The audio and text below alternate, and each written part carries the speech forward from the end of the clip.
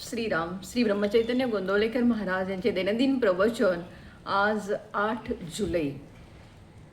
भगवंताचे अनुसंधान कसे ठेवावे.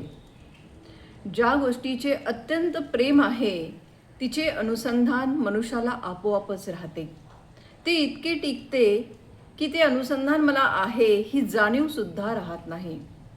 अनुसंधान ठेवतो असे म्हणायला मी त्याच्याहून वेगळा असतो आणि प्रेमाचे जे अनुसंधान असते तिथे मी एकजीवच होतो. आपण कितीही गडबडीत असलो तरीसुद्धा वाटेने जात असताना आपल्या नावाने कोणी आपल्याला हाक मारली की आपण लगेच वळून पाहतो. हे आपले अनुसंधान आहे. कारण या देहावर आपले इतके प्रेम आहे की मी त्याच्याहून वेगळा नाहीच. असे देहाचे अनुसंधान कसे ठेवावे हे सांगावे लागत नाही. देहाचा विसर पाडा म्हणून सांगावे लागते. देहाचे स्मरण ठेवा म्हणून सांगावे लागत नाही.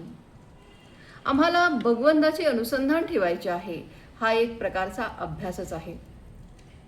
भगवंताचे प्रेम वाढले तर अनुसंधान टिकेल. परीक्षा पास होण्याकरिता जसा अभ्यास करावासा लागतो तसा भगवंताचे प्रेम वाढवण्याकरता अभ्यास करणे जरूर आहे. यासाठी जे जे काही मी करीन ते मी भगवंताच्या साक्षीत्वानेच करतो आहे ही जाणीव ठेवून करायला पाहिजे. आज आम्हाला नाना तऱ्हेचे उद्योग करावे लागतात. प्रपंच म्हटला किती गोष्टी कराव्या लागतात. त्या सगळ्या करीत असताना भगवंताचे स्मरण ठेवून करणे हे आपले कर्तव्य आहे. सर्कशीमध्ये आपण पाहतो ना, वाघ, सिंह, घोडे, हत्ती जे काही प्राणी असतील ते खेळ खेळतात. तो घोडा कसा सुंदर नाचतो आपण म्हणतो, पण त्या घोड्याचे लक्ष प्रेक्षकांकडे नसते. त्या घोड्याचे, त्या वाघाचे, त्या सिंहाचे लक्ष आतमध्ये चाबूक उगारणारा जो मनुष्य असतो ना त्याच्याकडे असते. प्रेक्षक काय म्हणतील ते तो प्राणी पाहत नाही आणि आपण काय करतो, भगवंत काय म्हणेल हे पाहतच नाही, जग काय म्हणेल हे पाहतो. हे जर आम्ही सोडले ना तर भगवंताला काय हवे आहे ते आम्हाला बरोबर कळेल. भगवंताचे स्मरण ठेवून कर्म केल्याने त्याला काय हवे आहे तेच आमच्या हातून घडेल.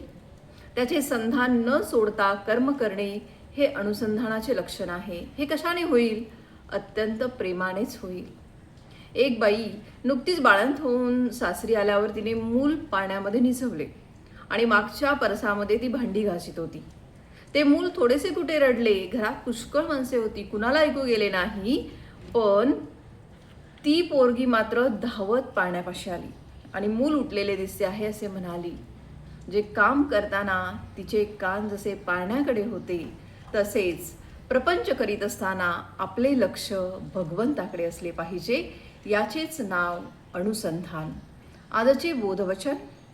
अखंडमुखी रामनाम आत असावे अनुसंधान, देहाने करावे प्रपंचाचे काम. जय जय रघुवीर समर्थ.